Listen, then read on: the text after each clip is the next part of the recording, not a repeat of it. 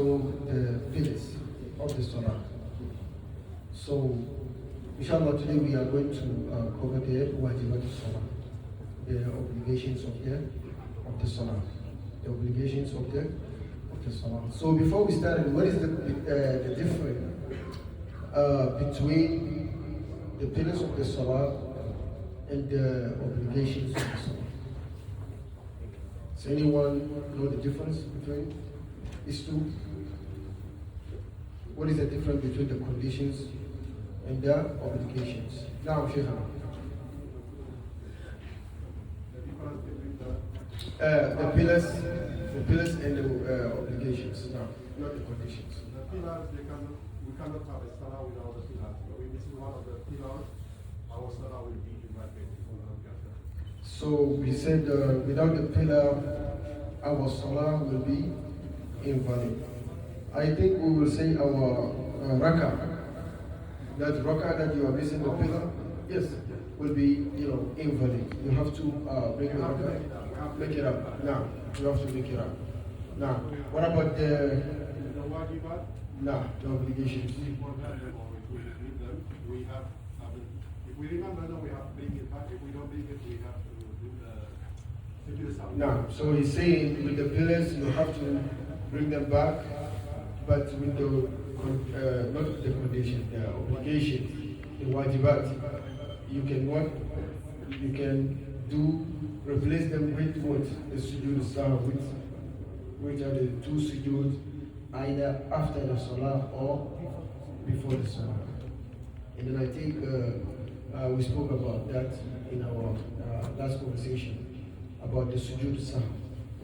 So yes, so he's right. That's the difference between the pillars and the obligations. The pillars you cannot, stand. Sujood salah cannot stand in their place, but the condition, the obligation, sujood salah can take their place if you forget. Okay, these two. If you intentionally leave them, what will happen? Let's say you intentionally leave the obligation because you know that the sujood salah can take their place. What will happen? Is your salah valid or not? Yeah, the salah is not valid. Either the conditions, either the condition or the pillars or the obligations or even the sunnahs. Right? If you intentionally leave them, your salah is what? Is invalid. Now, so what is the first obligation, from the obligations of the salah? At-takbirat al-intiqal. That's the first obligation. At-takbirat al-intiqal. What is at-takbirat al-intiqal? Every Allahu Akbar that you're going to say in the salah is an obligation, except the first one. The first Allahu Akbar. What does it call? Takbirat al-ihram. That one is a pillar. After that, every Allahu Akbar is what?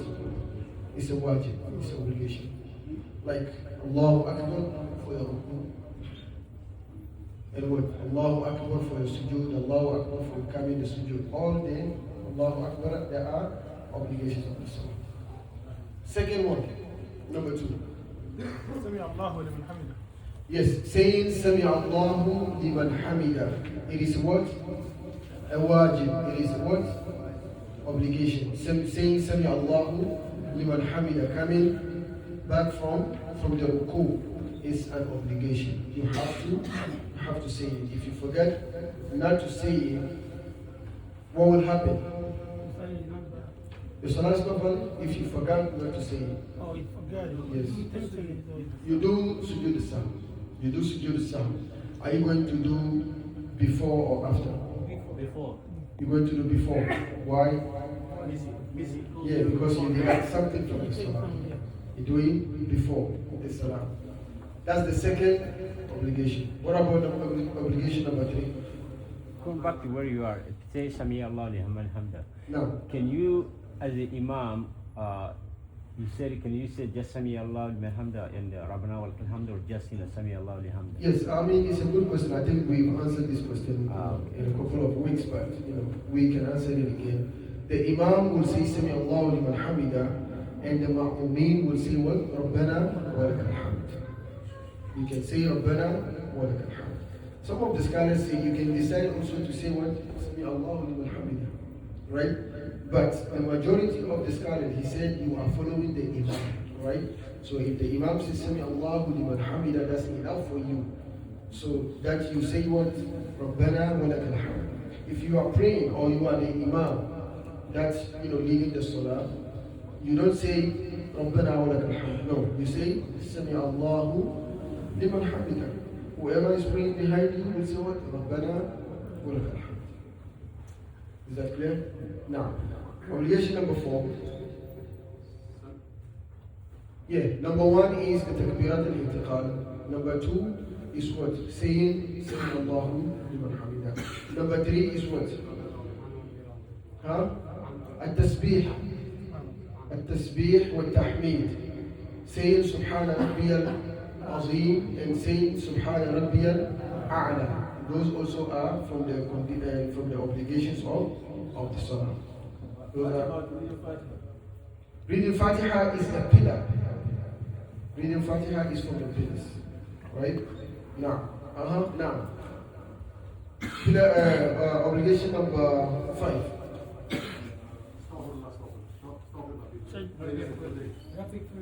نعم سيد رب اغفر لي وارحمني واهدني وعافيني وارزقني وعافيني. That also is an obligation from the obligations of the Salah. And go again. التشهد الأول, not only التشهد الأول والجلوس الأول. Sitting, the first sitting that you are going to sit, if you are praying Maghrib, Zuhur, Asr, and Isha. We have 2 sittings. The first sitting is what? Is obligation. The second sitting is what? Pillar. The second sitting is a pillar. You cannot avoid that. Okay? But the first one, question. I'm supposed to sit. I prayed 2 rak'ah. I'm on my second rak'ah. I'm supposed to sit down. And then I got up. I stand. And then I remember that I'm supposed to sit. What should I do? You should bring it back. You stay standing after you finish to bring it back. Allahu Akbar. Ulama, alhamdulillah. You shouldn't come back. No. Continue. You continue. Is that the final answer? Yeah. I mean, from what I know, inshallah, my Sheikh this year is going to back me up, alhamdulillah. You have 2 choices. You can decide to go back. You can decide to what? Continue. That means you cannot say that you should not come back. So you have the choice to what? To come back and do it and continue your prayer, or you have the choice to what? To continue. If you finish praying, what will you do? What will happen? How are you going to do the sujood salam? After the salam. Before or after? After the salam?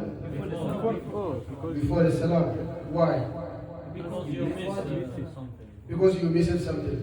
Okay, if you come back and then you sit down, and then you say Attahiyat, and then you continue your salam. Sujood salam. What do you have to do? Now we are going to do after the salam. You have to understand that. If you come back and then you did the words, the tashahhud, and then you went back again, you continue your salah. After the salah, you have to do ba'd the salah, the sujood salah. Why? Because you added extra. What is the extra that you added? Yeah, the standing. The standing that you did, that's the extra that you added in the salah. So if you go back, that means you are going to do ba'd the salam. If you continue, you are going to do qabla salam, before the salam. These are the obligations that you have. The stand up, if you stand up while you standing, you still want to have come back, or when you have stand? Like I said, some of the scholars said, if you are like this, you did not go up all the way, you can what? Come back. You can come back and sit. Does that mean that you added or you deducted? No. Some of the scholars say no, you did not add because you did not what? You did not stand straight. Right? So now just, you tap. but if you stand straight, that means you added something automatically in the salah. Or you deduct something automatically in the salah. So you have two choices. Either you go back again, which will make you added something in the salah, which is the standard.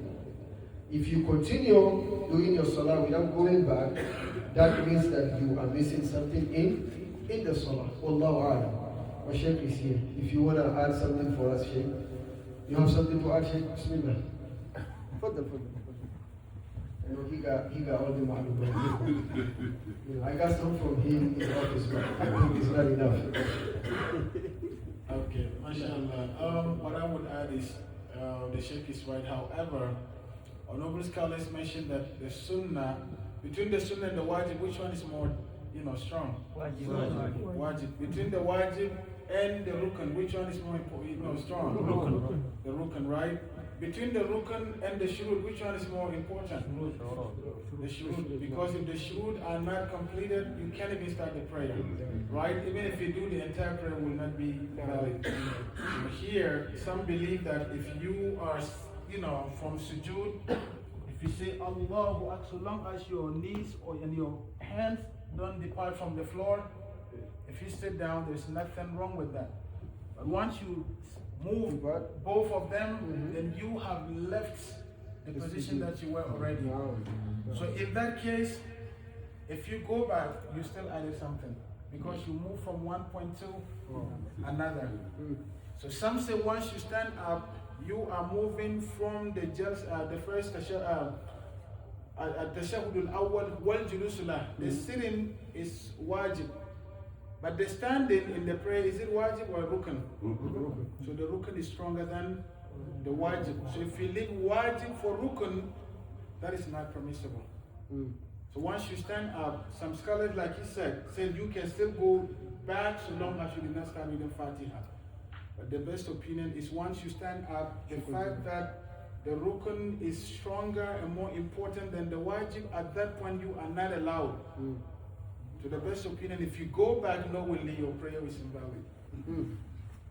Sometimes scholars, have difference in opinion. However, you go by those whose, opinion is more strong.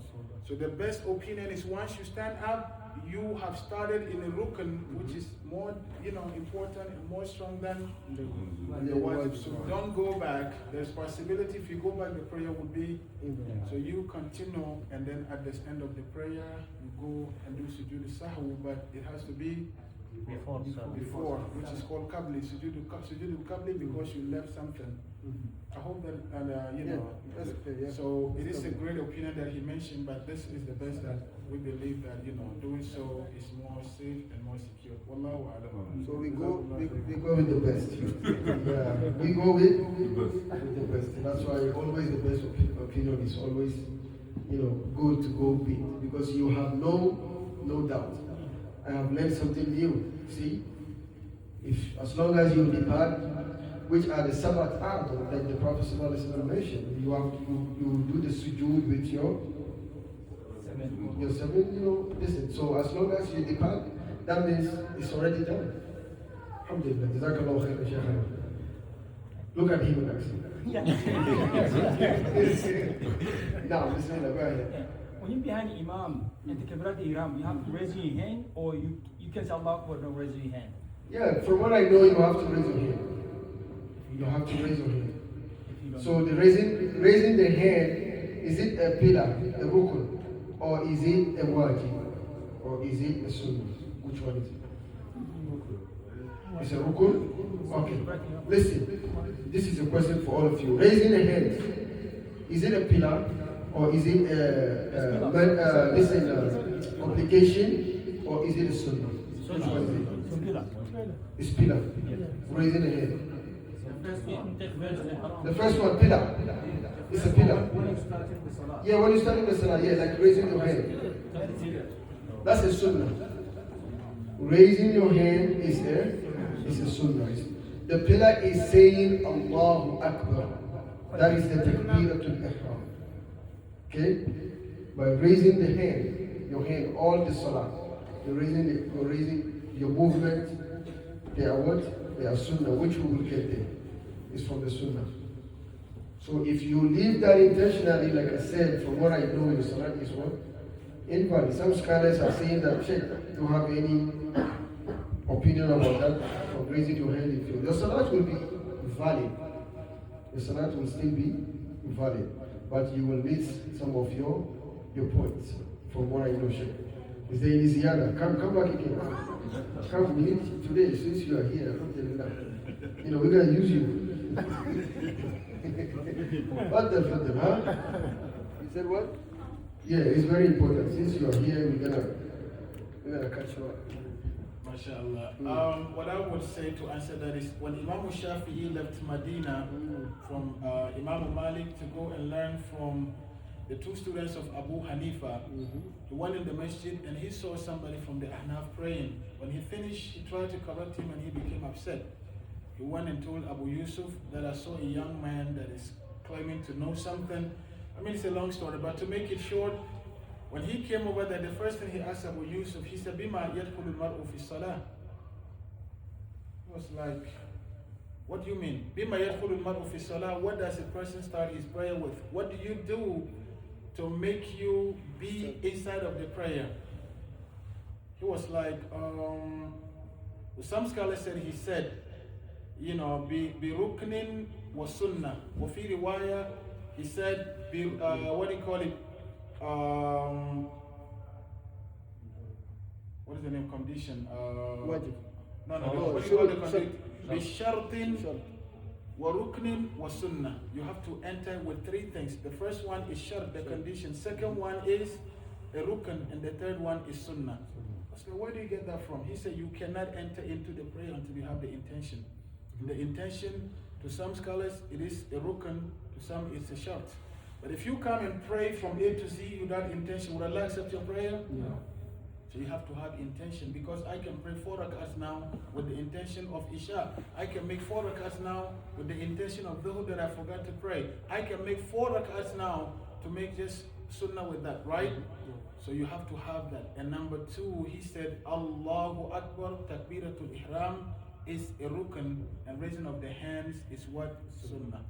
So that is how the Prophet used to enter. And then we all know the Prophet ﷺ, for every prayer you have to have intention. Not only prayer, every act of worship. So therefore, if somebody comes to join the prayer, let's say the Imam is already in ruku, and the person just get there, Allahu Akbar, and bow down without raising his hands. What do you consider that prayer? Why? Because of the takbiratul ihram. So you say Allahu Akbar, and then somebody say Allahu Akbar. Say it while he's in ruku, and someone say Allahu Akbar, Allahu Akbar. Who wanted it right? The first one is right. But if you don't raise your hand in both, Allahu Akbar, and just go to ruku, would your salah be accepted or not? Yeah, as far as you are, okay, let me go. It depends on the intention. The intention is there, but you said Allahu Akbar without raising your hands, and you go to ruku without saying Ana Adana Allahu Akbar. No. Huh? You have to say 2 times. Okay. I don't want us to prolong it. However, raising your hands, according to what Sheikh Salih ibn al-Uthaymin mentioned, he said we raise our hands in how many places? 4 places. The first one is Takbiratul Ihram. The second is Allahu Akbar when you go to ruku. The third one is Sami Allahu liman hamida. And the fourth one is when you stand up for the third rak'ah after the first tashahhud, making it 4. But all of those are sunnah. None of them is a wajib, and none of them is rukn. So the Takbiratul Ihram, you enter with the intention with Allahu Akbar and raising your hands.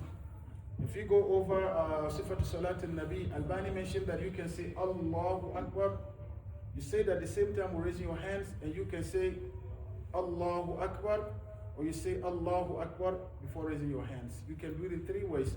Allahu Akbar, or Allahu Akbar, or you can say Allahu Akbar, right? You say it along with raising your hands, or you say Allahu Akbar before raising your hands, or you raise your hands before saying Allahu Akbar, because they are two different what?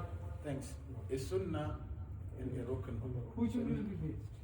All of them. Yeah, but Sheikh, right there, when you know what you were saying, you come in and say Allah Akbar, want you just ruku. We The best way to say is Allahu Akbar And go to and ruku. Allahu Akbar. But if the time is so tight, some scholars say if you say Allahu Akbar and then you go to ruku, they say that is also valid. So long as you say the Allahu Akbar takbiratul ihram, by the time you say another the best in Allahu Akbar when you standing and then Allahu Akbar. So now you do raising of your hand and then you raise your hand again for going, you are able to apply the two sunnahs. However, if you say Allahu Akbar, the time is so tight, and then you go to ruku without saying the other Allahu Akbar, some scholars say that is what? Okay. It's okay. Why is it okay? I'm saying Allahu Akbar for going to ruku. It's missing. Who can tell us why? Yes. Because you cover the first rukn. As long as you get the first takbiratul ihram, other one is the sunnah. So that's why I say I didn't want to go into there. But we all know reading Surah Al-Fatiha, is it a rukun or wajib or sunnah? But if you come and the imam is already in ruku, do you have to read Fatiha? No. But the imam is able to take care of a rukun. No. So how much more about Allahu Akbar, which is wajib or sunnah or rukun? So that is why that is also okay. Because if you say Allah, make sure you say Allahu Akbar standing. Because takbiratul ihram, you don't say it while Allah, no. Allahu Akbar. If you have more time, Allah. But if the imam is about to rise and you don't want to miss that, because the Prophet ﷺ said you are able to achieve the rak'ah so long as you are able to what? Attain the ruku with the imam. But once he rises from that, you lose it. So if you say Allahu Akbar, no Fatiha, but your rukun, the rak'ah is still what? Still valid. So that is why No. making Allahu Akbar for going, if you are not able to say that, the imam will cover all of that. Wallahu a'lam. No. Like he said that takbiratul ihram you must say it while you are standing. But going again saying the Allahu Akbar, if you have time, you do it. If you don't have time, you go to your own. And the salat is valid. MashaAllah. With this, inshallah, we are going to stop here because today the Sheikh is here. سبحانك اللهم وبحمدك أشهد أن لا إله إلا أنت أستغفرك